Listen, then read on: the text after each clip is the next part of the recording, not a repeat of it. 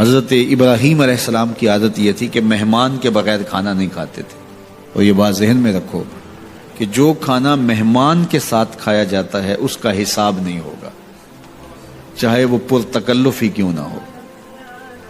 تو جب بھی بھوک ستاتی تو کسی شخص کو ڈھونڈ کے لے آتے اور اس کے ساتھ دسترخوان پہ بیٹھ کے کھانا کھاتے.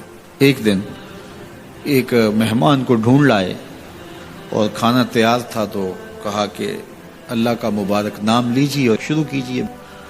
اس نے کہا میں تو اللہ کو نہیں مانتا. تو کہا کہ میاں تیرا اور میرا رشتہ کیا ہے؟ میں تجھے اللہ کے نام پہ تو کھلا رہا ہوں کہ تو اس کا بندہ ہے، اور اگر تو اس کا نام ہی گوارا نہیں کرتا تو پھر کیا باقی بچا؟ اس نے کہا روٹی کے چند لقموں کے لیے میں اپنے بت سے بے وفائی نہیں کر سکتا. میں بتوں کا پجاری ہوں اور مجھے بھوک بھی لگی ہے، لیکن میں اپنے بتوں سے بے وفائی نہیں کر سکتا. تو حضرت ابراہیم نے فرمایا تو اتنا غیرت مند ہے، اپنے بتوں کے ساتھ تیری یہ وفا ہے، تو سن پھر میں بھی اللہ کے نام کے علاوہ تجھے ایک لقمہ نہیں دے سکتا. اس نے کہا کوئی بات نہیں، اٹھ کے چلا گیا. وہ چلا گیا تو جبریل آ گئے، رب کا سندیسہ دیا، ابراہیم تو نے میرا بندہ ناراض کر دیا. یا اللہ وہ تیرا بندہ تھا، تیرا نام لینا گوارا نہیں تھا. کہا ابراہیم اس کی عمر کتنی ہوگی؟ مالک 70-80 کے پیٹے میں ہوگا. تو کہا اتنا عرصہ ہو گیا نا کہ میں اس کو دے رہا ہوں، تم ایک دن نہیں کھلا سکے. اب ابراہیم علیہ السلام ان کو ڈھونڈ رہا، وہ پہاڑ چڑھ رہا تھا تو آواز دی او میاں آ جاؤ کھانا ٹھنڈا ہو رہا ہے. اس نے کہا آ جاؤں گا لیکن تمہارے رب کا نام نہیں لوں گا. کہا نہ لینا، آ جاؤ.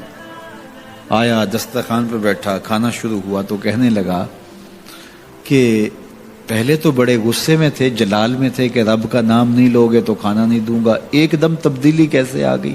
کہا اسی رب کا سندیسہ آیا ہے کہ مجھے بھی تو اتنا عرصہ ہوا کہ دے رہا ہوں، تم ایک دن نہیں دے سکے.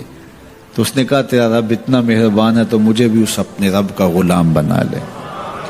تو جو اسے مانتا ہے اسے بھی دیتا ہے، جو نہیں مانتا تو یہ نہیں دھوکہ کھانا چاہیے کہ فلاں کے پاس رزق کتنا ہے اس لیے وہ اللہ کا مقبول ہے، فلاں تخت حکومت میں بیٹھا ہے اللہ کا مقبول ہے. یہ کوئی دلیل نہیں ہے.